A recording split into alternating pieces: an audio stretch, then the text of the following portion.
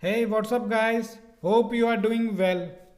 In today's session, we will talk about the following, that is, the factoring and its feature, the type of factoring, parties in a factoring transaction, factoring process in detail, what are the responsibility of a factor are. In the end, we will talk about the FCI. So let's get started. First of all, we will talk about the parties involved in a factoring process, right? And after that, we will go through some diagrammatic representation so that we can easily understand the concept of factoring. Let's get started. Parties. Basically, there are three types of parties in a factoring transaction: the client, the customer, and the factor. Let's discuss them in detail. The client. The client is basically called as an exporter or a seller, which is exporting the goods or the services to the customer. The factor. The role of factor is played by a bank or by a financial institution that carries out the factoring transaction. The customer. The customer is basically an importer or a buyer which imported the goods or the services from the client. So this is all about the parties involved in a factoring transaction. Let's move forward. These are the few diagrams which will help in understanding the concept of factoring easily. So let's discuss these diagrams as well as. Under figure number 1, we can see that there are two types of parties are there, the factor and the client. Both the parties enters into an agreement or enters into an arrangement. That agreement or that arrangement is called as a factoring arrangement or a factoring agreement, right? So both enters into an agreement, or we can say that in simple word, both enters or both creates a agreement between them, that is called factoring agreement. In figure number 2, as we can see this, the factor is indulged in a purchasing activity, whereas the client is also indulged in a selling activity. Now question is arises that what they are buying and selling. So client is selling its account receivable to the factor. Means the client is selling its account receivable to the factor. Whereas the factor is purchasing the account receivable of the client. We can say both, right? Because the client is selling its receivable to factor and the factor is purchasing the account receivable of a client, right? Let's move forward. Under figure number 3, the credit sale is converted into cash sale. Now what does it mean? Now come back to the figure number 2. As here what we have seen that the factor is purchasing the account receivable of a client. So whenever the factor purchases the account receivable of a client, then the credit sale of a client is converted into cash sale. Why it is being converted into cash sale? Because whenever the factor purchases the account receivable, it make an advance payment for a specific portion of that value or up to a specific amount to the client. So just similar to the discounting of bills, right? So when it purchases means it is making some payment against those invoices or those bills, right? So whereas earlier the client has sold that goods or services to the customer on credit terms, means it will receive the payment against that invoices on a future dated. But before that date, the factory is purchasing that bill. So whenever the factory is purchasing that bill before that maturity date or that due date, means it is purchasing. So it is making prepayment or making advance payment to that client. So its credit sale is now being converted into cash sale because it is receiving the advance payment from that factor against purchasing of that bills, right? So its credit sale will automatically convert into cash sale. Now, as we have seen in the figure number 2 that it purchases or it sells the account receivable. Now, what is this account receivable? We will understand that account receivable under figure number 4, right? Under figure number 4, we will talk about both the account receivable as well as the account payable. Now, what is this account receivable and account payable are? Now, the client, as we know that client is the exporter. So here it will be exporting the goods or the services. Exporting the goods or services to whom? To the customer. So the customer is here an importer, right? So after importing that goods or services, the customer will have to make the payment to the client because it is acquiring that goods or acquiring that services from the client. So against that it has to make the payment to the client. So importer is making payment against those acquired or imported goods, right? So now the customer is making payment. So customer is liable. So if we talk about from customer aspect, if we are talking from this person aspect, from customer aspect, or from customer perspective, that it will be called as account payable because it has to make the payment against that imported goods or acquired services. So from customer perspective, it will be called as account payable. Now from client perspective, it will be called as account receivable because it will be receiving payment against the exported goods or exported services. So the client will receive the payment. So that is called account receivable. Now this customer has to make the payment. So for the customer, it will be called as account payable. Now person who is making the payment, that is account payable. The person who is receiving the payment, that is account receivable. So it is receiving payment when it against the export of goods or services. It is making payment against the imported goods or imported services. Right? Hope the account receivable concept and the account payable concept is clear basis on this figure. So this is all about these diagram which will help in understanding the factoring. So I think now we are able to define what is factoring is. So factoring is what? It is an arrangement between a factor and a client where the factor purchases the account receivable of a client and make the payment to the client at a discounted rate, right, for up to a certain percentage of the total value of that bill. That is called factoring, right?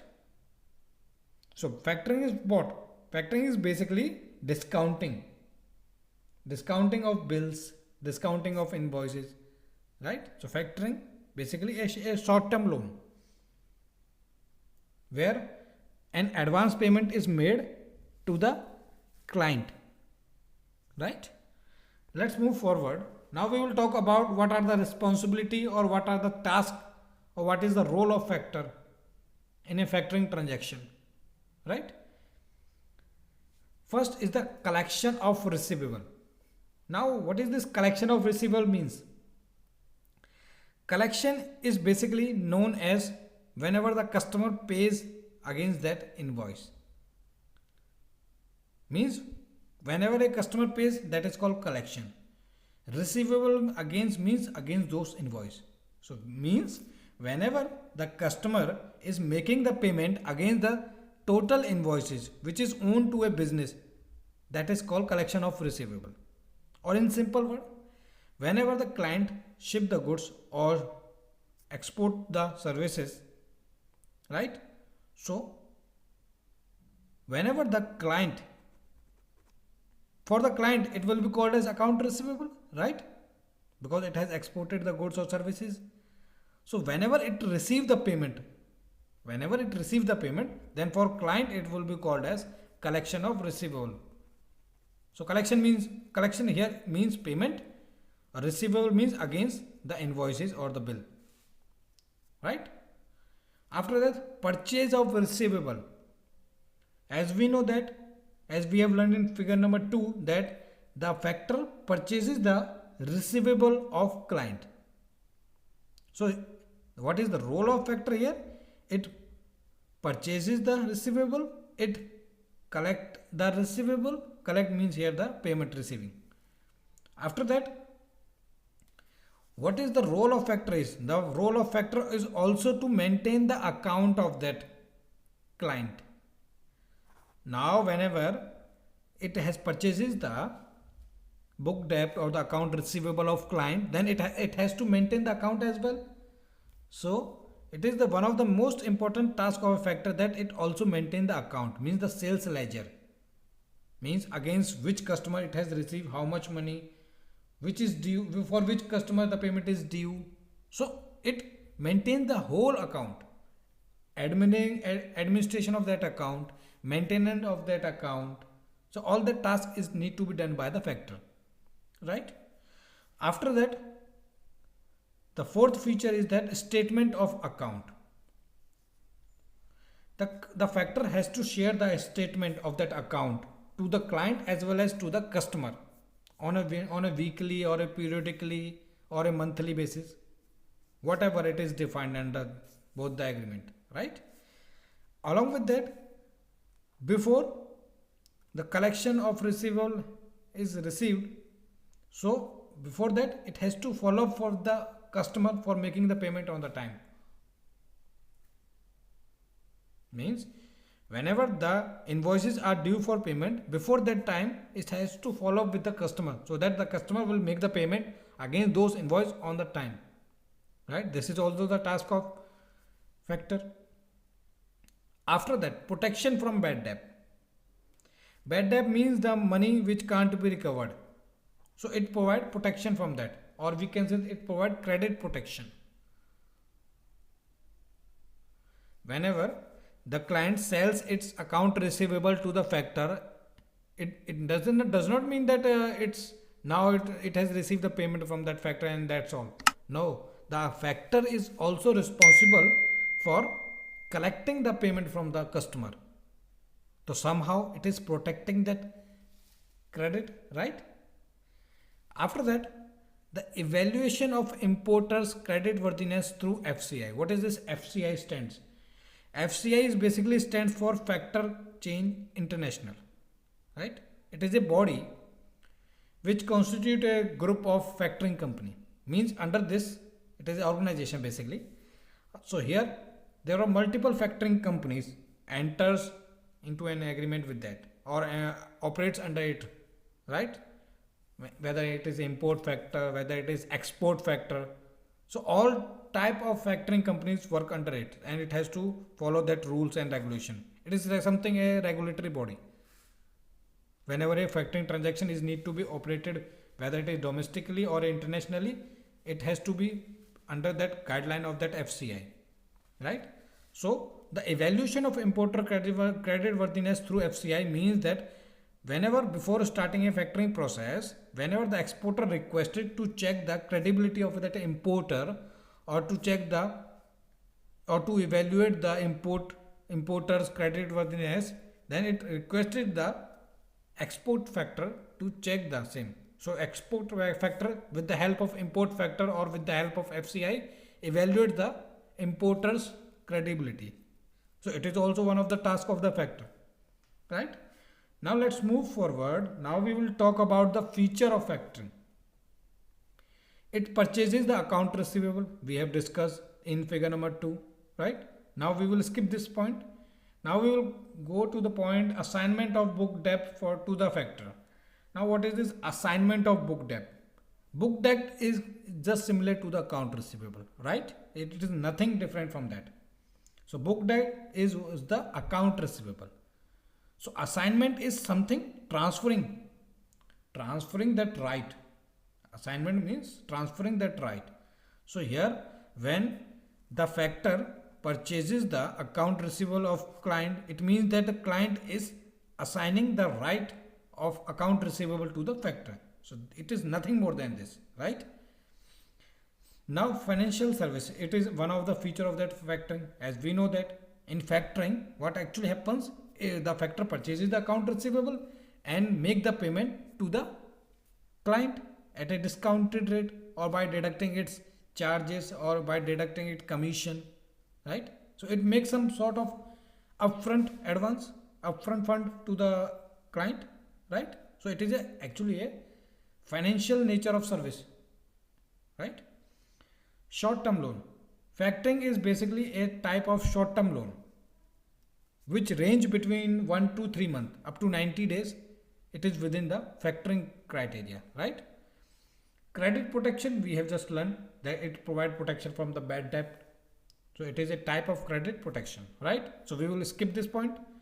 Inflow of cash. Inflow of cash means here the client is receiving the payment. The client is receiving the payment from the factor against that book debt which is purchased by the factor. So for that client, it is the cash is inflowing because it has sell those goods or services to the customer on credit, but now it is receiving prepayment as a source of prepayment because here the factor is discounted. So for that client, it is receiving the cash or receiving the fund in advance. So it is a inflow for the cash. So it is, these are the features of a factoring. Now we will discuss what is the process of factoring is and how it operates, right? So basically there are three parties: the client, the buyer is the customer, and the client is the seller or exporter, we can say. The factor is basically a bank. It can be a financial institution, right? So first of all, the client will ship the goods or the services as per the requirement of the customer, right? After that, it will send the invoices to the customer. So after receiving the invoices, the customer or the buyer will accept that invoices and send back that invoices to the client, means to the exporter. So after exporting the goods or services to the importer, and after importer has accepted those invoices, has sent back those invoices to the client. So after receiving the accepted invoices, the client will forward a copy of those invoices to the factor, right? So once the factor has received the attested copy or a signed copy from the exporter, then it will verify the genuineness of the transaction and will disperse the payment. So how much it will disburse, it depend on the agreement which is between the factor and the client. As we have discussed in the figure number 1, that first of all there is an agreement happened between the factor and the client. So how much it will disburse in advance, so it depend on the agreement. As I mentioned, disburse approx 75 to 80% or as agreed, means as depend or as mentioned in the agreement, right?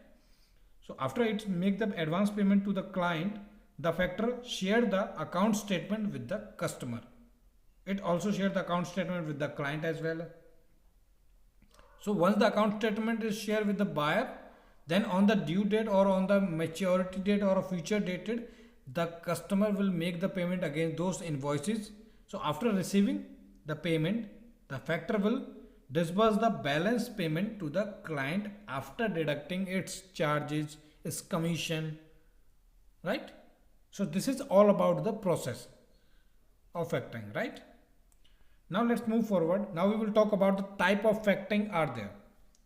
Number 1, it is recourse factoring and non-recourse factoring, maturity factoring, advance payment factoring, disclosed and undisclosed factoring, domestic and international factoring, and in the end the agency factoring. Now we will discuss all these type of factoring in detail. Let's begin with recourse. With recourse is also called as recourse factoring, right? So it can be mentioned as a with recourse factoring or it can be mentioned as recourse factoring. Both stands for same, right? Now recourse word means to the right to claim the fund back. Recourse means the right to claim the fund back, which is earlier advanced. Means, as in factoring, as we know that the factor purchases the account receivable and make the advance payment to the client. So if it is a type of recourse factoring, then the factor has the right to get his money back from the client if the buyer, means the customer, fails to make the payment. Right? So under with recourse factoring or simpler recourse factoring, the factor is having the right to get the claim back from the having the right of claiming the fund back from the client if the importer fails to make the payment on due date or after a specific date, right? But in the other type of recourse factoring, whether it is a non-recourse or without recourse, both stand for same meaning, right? Under that without recourse factoring or non-recourse factoring, the factor can't be able to lodge a claim with the client if the buyer fails to make the payment. Means if the buyer is defaulting on the due date, then the buyer can't claim the fund back from the client which it has already advanced, right? So in that case, the factor can't lodge claim. But if it is a with recourse factoring, then the factor is having the right to get a claim from that client whenever it is being lodged with that client, right? So in that case, now we will talk about the maturity factoring. Now as the word state, maturity means something which is payable on a due date or on a specified date. So it means that here the payment is being made on a due date. So means here the advance payment will not be made. Means as we know that under factoring, what is happening? The factor purchases the bill and the receivables and make the advance payment to the client. But in a factoring, in a maturity factoring, the client will not make any advance payment to the client. It will not make the advance payment, but it will make the payment either on a maturity date after receiving, right? Or either on the date of collection of receivable. Means here under maturity factoring, the factor can make the payment on two dates. Among those two dates, which of the date is earlier, then on that date we'll have to make the payment. If the factor is receiving the receivable earlier, then it has to make on the payment to from that date, right? Or if it is has confirmed that it will make the payment on a specified date, if that date is prior to that receiving of that collection, then it has to make payment on that date to the client. So whichever the date is earlier, whether the specified due date or the collection receivable date, then it has to make the payment to that date which is earlier. So under maturity factoring, the factor will not make any advance payment, but it will promise to make the payment on a due date or once the payment received from the customer. That is collection of receivable date, right? Advance factoring. Basically, advance factoring is just opposite to the maturity factoring. As we know that under maturity factoring, it does not make any advance payment. But under advance payment, it make an advance payment to that client, right? But under this advance factoring, it will only make a certain percentage of that total invoice value. It will make the payment in advance. For that, it will charge rate because it is making advance payment. Right? So it's just opposite of a maturity factoring, right? Now we will discuss the type of factoring, that is agency factoring. What is this agency factoring is? Basically, under agency factoring, I have divided the task in two parts. What the task a factor does, what a task a client will do, right? Under agency factoring, the client will follow these two tasks. It provides finance facility, as it is one of the main feature of that factoring, that the factor provide finance facility, means making the payment. Also after that, it protects against the bad debt, means it provides credit protection, as we have discussed the same earlier as well as that. What is credit protection, right? So what is the task of factor under agency factoring is the factor provides two type of task: the finance facility, along with that providing that it provides the credit protection. Now what client does in agency factoring, that it collects the debt and maintaining the sales ledger. Now the thing is that under factoring transaction, the factor has to maintain the sales ledger, but under agency factoring, the client has to maintain the sales ledger. So it is need to be noted that in case of factoring, if it is an agency factoring, then the client has to maintain the sales ledger. Here factor will not maintain the sales ledger. Here the client has to maintain the sales ledger. So it is need to be noted. Also along with that, it has to collect the debt as well as collection of debt, right? It is also the prime responsibility of a client if it is an agency factoring. So I have divided agency factoring into two aspects. One is the task which a factor has to do. Another is the task or responsibility of a client which it has to do, right? Now let's move forward. What is domestic factoring? Domestic factoring is simple when all the three parties belong to a same country. That is domestic factoring. Means the client is of same country, the factor and the customer, all the three parties belong to a same country or a resident of a same country. That is called domestic factoring, right? After that, now what is disclosed factoring and undisclosed factoring? Now disclose, as the name is showing, that disclose means something which is mentioned, which is reflecting. Now where it is reflecting? On invoice.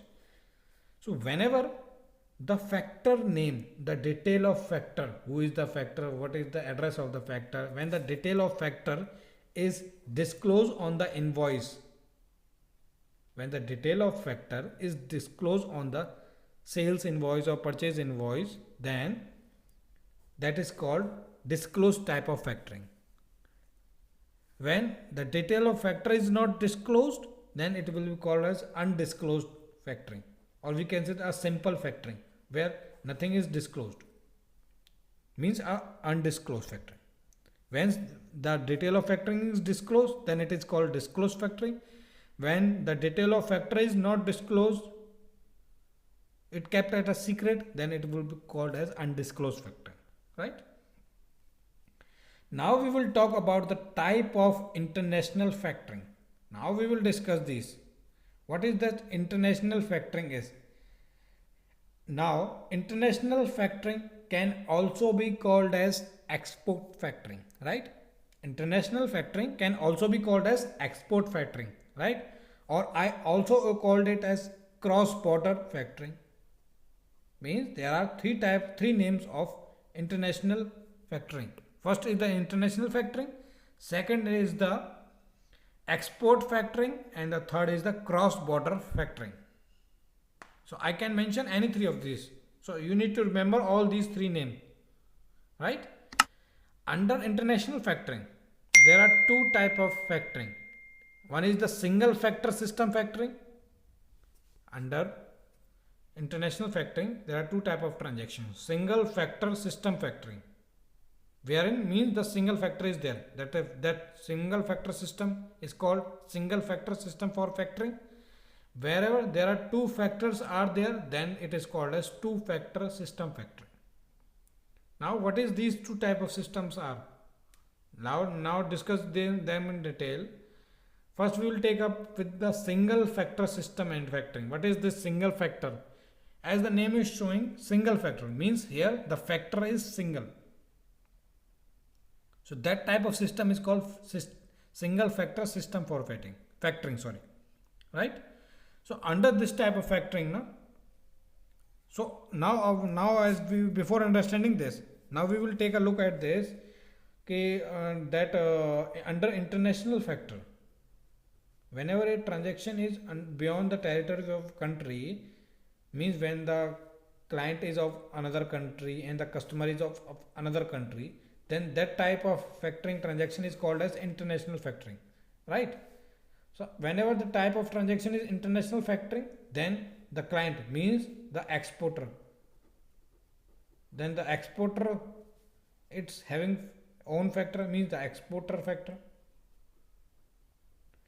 And the customer means the importer, so it has its own factors. So it means that there are four parties are there, means the exporter and its factor export factor, importer and its factor import factor, right? So whenever under single factor system means here both the factor, the export factor and the import factor, both the factor export and import factor both enters into an agreement. Now what is that agreement? Now that agreement states that out of these two type of factors, means the export factor and the import factor, out of these two factor only one factor will conclude all the type of will be responsible for carrying out all the type of activities, all responsibility of that factor only. It can be import factor, it can be export factor. So whenever it is a single factor system means that both factor, both import factor and both the export factor will enters into an agreement. That agreement calls that only one factor will perform all the duties. So now thing is that it can be a import factor also, it can be an export factor also. So whenever if it the all responsibility of a factoring transaction, if it is need to be done by an import factor, then that type of transaction is called as direct import factoring. If all the responsibility of that factoring is need to be done by a export factor, then it will be called as direct export factoring, right? So under single factor system only one factor has to perform all the task of a factoring. It need to coordinate with the exporter, it need to coordinate with the importer, it need to collect the receivable, it need to purchase the receivable, it need to follow up with the customer, it need to share the statement, it need to provide the credit protection, it need to evaluate the credit worthiness or credibility of an importer. Means all over the task it has to perform. If the import factor performs, then that transaction will be called as direct import factoring. If the export factor will perform, that it will be called direct export factoring. Direct word is being used because that factor will directly coordinate with both the parties, with the customer as well as with the client as well as, right? So this is called single factor system. So single factor is also classified into two types, direct import factor and direct export factor, right? Now let's move on to the two factor system for factoring. It is one of the type of international factoring, right? So now we will discuss two factor system factoring. Under two factor system for factoring, there are four parties involved, just similar to single factor system for factoring, right? That is the exporter means the client, the importer means the customer, the export factor and the import factor means the bank of exporter and the bank of importer, right? Now this is the process of two factor system factoring, right? This is the whole process, how an international factoring transaction happened, right? First of all, the customer means the importer will share a purchase order with the client, means here the client means the exporter will receive the purchase order from the importer, right? After receiving that purchase order from the importer, the client, what will client do? So client will first place a request with his bank, that is with the export factor, to check the credit line of that importer, means to check the credibility of that importer, how much they can take exposure on that, what is the credit line. So it will seek an approval by placing a request. It is seeking an approval for checking the credit line or checking the credibility, checking the credit worthiness of that importer, right? So once the client receives the purchase order from the customer, it will place a request with the export factor to take up with that import factor for checking the credibility of that customer, right? So once export factor has received the request, then it will take up with that importer's factor to check the credit worthiness of customer. Means simple, the export factor will forward that request of the client to the import factor. So now after import factor has received the request from the export factor, it will check the credibility of that import factor, check the credibility of that importer through FCI. As I mentioned, FCI is in Factor Chain International, right? So import factor has evaluated the credibility of the customer and approves to the export factor, right? Now export factor has forwarded that to the client, that it has received an approval for that credit line from that import factor after evaluation of that credibility of that customer, right? So after getting a clear signal, the exporter will make the shipment to the customer, right? After that, it along with that, it's share the invoices. So after that, the customer receive the invoices, it will sign back those invoices and share with the exporter, right? So the exporter means the client will submit those copy along with that other documents, the delivery challan or means the transport document. Then along with that signed copy, it will submit those documents to the export factory. Now whenever the export factory has received the document from the client, it will purchase those documents and will disperse the amount to the client. Now that amount is depend on the agreement between the client and the factor, right? So after purchasing that, right? So once it has purchases, it will in the export factor will share the statement with the import factor and import factor will share that statement with the customer, right? Now the import factor now will start the collecting the receivable. Means now import factor will indulge in a collection of receivable process. Means now it is following up with the customer to collect the payment on the maturity date, right? So after receiving the payment, the import factor will forward that amount to the export factor after deducting its charges, right? So once the export factor receive the payment from the import factor, it will make the balance payment to the client after deducting its charges, right? This is all about the process. In simple liner, I am just repeating it that again. Once the importer and this is the exporter, right? So here the exporter receives a purchase order from the customer. So before exporting the client, before exporting to the customer, it's check the credibility of that customer. So this client will place a request with this export factor. The export factor will forward that request to the import factor, and that import factor will evaluate the credibility or financial stability of this customer and will forward that report to the export factor. So once the report is satisfactory and it is found okay, then the exporter will ship the goods and receive the signed copy of invoices and other documents. So it will forward those documents to the export factor.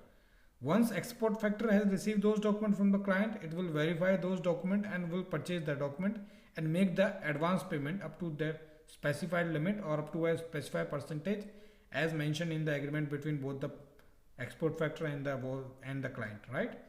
So after purchasing, it will share the account statement with the import factor and the import factor will share the statement with the customer, right? So on the due date or just before the due date, the import factor will follow up with the customer to make the payment on the time. So once it receives the payment from the customer, the import factor will forward that payment to the export factor. And export factor will settle the payment in the account of client after deducting its charges or commission. So this is all about the process flow when it is a two-factor system factoring is there, right? Now we will talk about what is FCI. FCI basically stands for Factor Chain International, or it is an international recognized body or a regulatory body that governs the transaction of factoring across the globe. Means whenever a transaction is beyond the territory, then transaction is to be covered under the FCI aspect. So FCI is basically a group of team, a group of companies. Now which companies are there? These are the factoring company. Means there are import factor, there are export factor. So there are multiple import and export factor are there. So combination of those factors companies, it is a group of companies form.